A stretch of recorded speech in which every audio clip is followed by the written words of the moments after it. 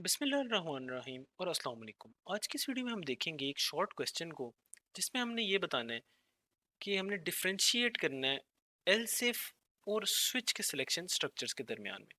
तो इस तरह का डिफरेंस हम यूजुअली कवर करते होते हैं एक टेबल की फॉर्म में, जिसमें कि हम डिफरेंसेस दोनों के लिस्ट कर लेते हैं। तो एक तरफ हम एक की करेक्टरिस्टिक लिस्ट करेंगे, मतलब कि लेफ्ट साइड में हम लिस्ट करेंगे एलसिफ सिलेक्शन स्ट्रक्चर की करेक्टरिस्टिक्स को, और राइट साइड पे हम लिस्ट कर देंगे स्विच सिलेक्शन की करेक्टरिस्टिक्स को। तो उन दोनों को आपस में हम कंपेयर कर लेंगे, ठीक है। तो सबसे पहले हमारे पास जो डिफरेंस है वो ये है कि एलसिफ के बारे में हम कहते हैं कि भाई else if statements are executed after evaluation of the expression that can be only true या फॉल्स, ठीक है, inside the else if statement. ठीक है, तो कहा यह जा रहा है कि भाई जो एल्स इफ की स्टेटमेंट्स है ना, वो एग्जीक्यूट जब होती है ना, तो वो बेस्ड ऑन क्या होती है कि वो एक्सप्रेशन जो कि इफ की स्टेटमेंट के अंदर लिखा होता है, और इस वाले एक्सप्रेशन की जो वैल्यू होती है ना, वो सिर्फ और सिर्फ एक ही वैल्यू हो सकती है कि क्या वो, ये दो वैल्यूज हो सकती हैं कि या ये एक्सप्रेशन ट्रू हो सकता है या फॉल्स। तो अगर तो ये ट्रू हो तो जो भी इसकी बॉडी लिखी होती है वो रन हो जाती है, और अगर वो फॉल्स हो तो वो अगले वाले एल्सिफ के ऊपर जंप कर जाता है, ठीक है। जबकि on the other hand switch के केस में आप देखें, तो स्विच के केस में ये है कि they are executed based on the value of the variable और एक्सप्रेशन।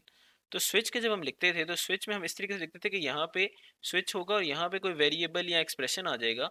या बेसिकली आप एक्सप्रेशन में भी आप वेरिएबल भी कह सकते हैं, लेकिन ये वाला जो एक्सप्रेशन है ना, ये एक्सप्रेशन मल्टीपल वैल्यूज ले सकता है। मतलब कि हो सकता है कि इधर आपने कोई वेरिएबल दिया हो जो कि नम के नाम से कोई वेरिएबल है, और वो उसकी वैल्यूज जो है 1 2 3 4 हो सके, ठीक है। उसकी बेसिस पे भी ये डिसीजन कर लेगा और ये कहेगा कि भाई केस सपोज लिखा हुआ है 3, तो अगर उसकी वैल्यू 3 है तो केस 3 में जाके जो भी लिखा है उसको एग्जीक्यूट कर देगा। जबकि स्विच के इफ के केस में आप ये नहीं कर सकते, क्योंकि इफ के केस के अंदर सिर्फ और सिर्फ एक कंडीशन होनी चाहिए कि उसका एंड रिजल्ट या ट्रू हो या फॉल्स हो, तो फिर वो उसके ऊपर एक्शन ले सकता है। इफ के केस में अगर आप 2 3 4 डायरेक्टली नहीं लिख सकते, हाँ आप कंपेयर करके लिख सकते हैं।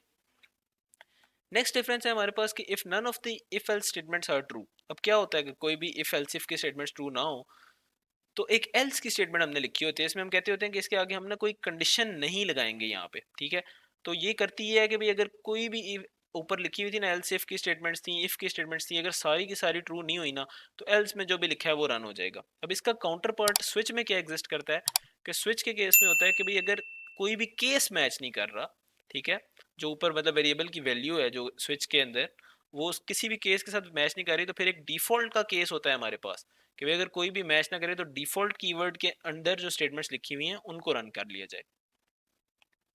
नेक्स्ट है हमारे पास कि भाई कोड्स जो हैं that are written with multiple else if statements are easier to, are difficult to read and modify. On the other hand switch के केस में है हमारे पास के codes written with switch statement are easier to read and modify.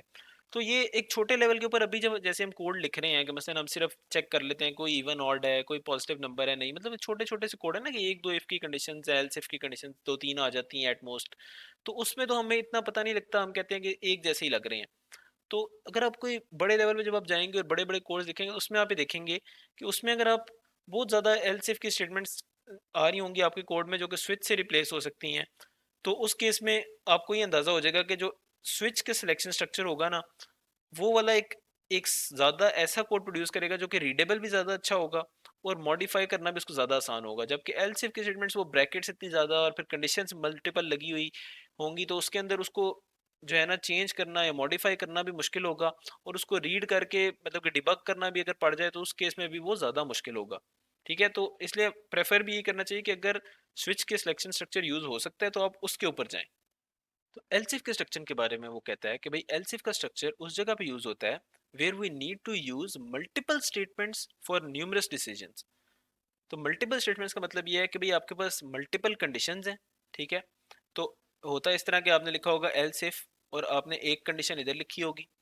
ये condition 1 है, इसके बाद कोई स्टेटमेंट होगी, फिर आपने फिर से लिखा होगा एल्स इफ, और फिर जो है ना आपके पास ना कंडीशन 2 है, और फिर कोई स्टेटमेंट होगी। इसी तरह फिर आपने एक और जो है ना एल्स इफ, और फिर आपने कोई कंडीशन लगाई होगी तीसरी, और फिर जो है उसके स्टेटमेंट होगी। तो आप इनको उस जगह पे यूज़ करते हैं कि जहाँ पे मल्टीपल स्टेटमेंट्स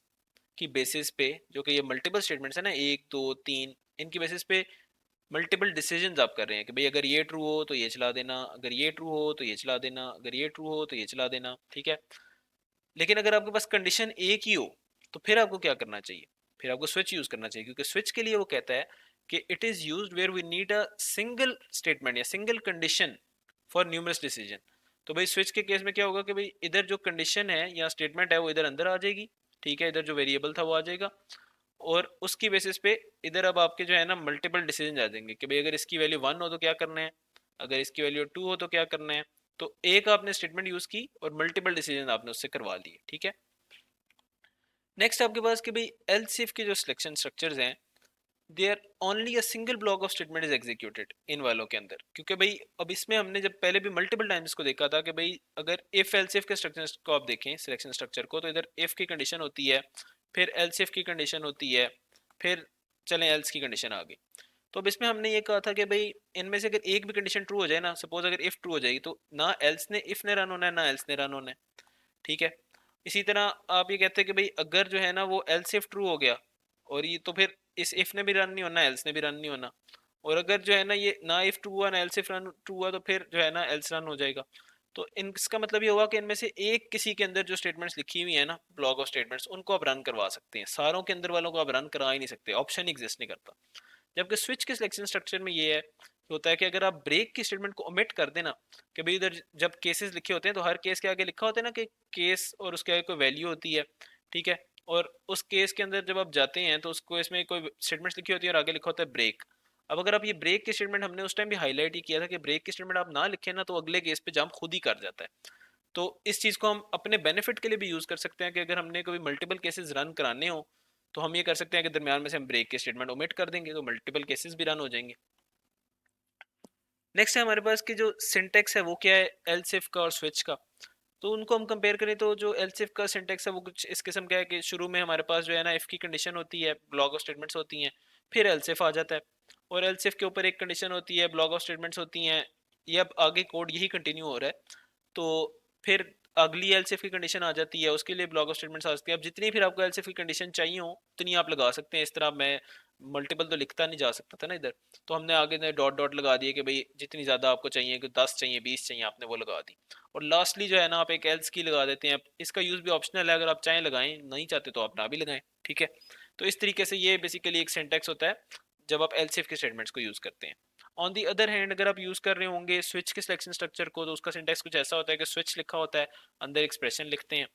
और ब्रैकेट्स आप लगा देते हैं, और उसके बाद आप केसेस बताने लग जाते हैं कि भाई अगर इस एक्सप्रेशन की वैल्यू कांस्टेंट 1 के बराबर हो तो फिर ये स्टेटमेंट्स रन करनी है और ब्रेक कर जाना है, अगर कांस्टेंट 2 के बराबर हो तो फिर ये स्टेटमेंट्स रन करनी है और ब्रेक कर जाना है, ब्रेक जब कर जाना है तो फिर स्विच की बॉडी से मतलब कि बाहर निकल जाना है। तो इनमें से कोई भी केस जब मैच कर जाएगा, सपोज कोई भी केस 3 मैच कर गया तो उसके अंदर जो स्टेटमेंट्स लिखी हैं वो रन होंगी और ब्रेक करके वो बाहर निकल जाएगा। और अगर कोई भी केस मैच नहीं करता इन दैट केस आप कहते हैं कि भाई जो है ना ये डिफॉल्ट के केस में चले जाओ और उसमें जो लिखी हुई स्टेटमेंट्स उनको रन करवा दो। तो ये बेसिकली छोटे से कुछ डिफरेंसेस थे जो हमने देख लिए एल सेफ और स्विच के स्ट्रक्चर्स में। इन जनरल भी जब आपको रिकमेंड अगर मैं करूं कि भाई अगर आपने देखना हो कि कहाँ पे आप एल सेफ के स्टेटमेंट यूज़ करेंगे, कहाँ पे स्विच के स्टेटमेंट यूज़ करेंगे, तो जब आपके पास ना कोई भी इस तरह की कंडीशन बने कि जहाँ पे आपने यूज़र से कोई इनपुट ले रहे हैं उस पर चॉइस करना चाह रहे हैं, जैसे मेन्यू बनाते हैं ना कि भाई अगर यूज़र 1 एंटर करे तो ये करना है, 2 एंटर करे तो ये करना है, इस तरह के मतलब कि चॉइस बेस्ड जो है ना, तो उनके ऊपर आप स्विच के स्टेटमेंट्स यूज़ करें। और जहाँ पे वैसे आपने कंडीशंस लगानी है, कोई डिसीजन मेकिंग वैसे आप कर रहे हैं, तो वहाँ पे आप प्रेफर करेंगे आप इफ़ की, इफ़ एल्स इफ की स्टेटमेंट्स जो है ना, एल्स इफ के स्टेटमेंट्स जो हैं वहाँ पे वो आप यूज़ करें, जो भी वहाँ पे जिस वाले स्टेटमेंट की ज़रूरत होगी आप। नेक्स्ट जो हमारे पास सवाल है वो ये है कि भाई नेस्टेड सिलेक्शन स्ट्रक्चर्स क्या होते हैं। अब अगर आप लोगों को याद हो तो हमने एक वीडियो बना के उसमें कवर ही सिर्फ ये किया था कि नेस्टेड सिलेक्शन स्ट्रक्चर्स क्या होते हैं, उनका सिंटेक्स कैसे होता है, उसमें क्या क्या चीज़ें जो है कवर होती हैं। तो मैं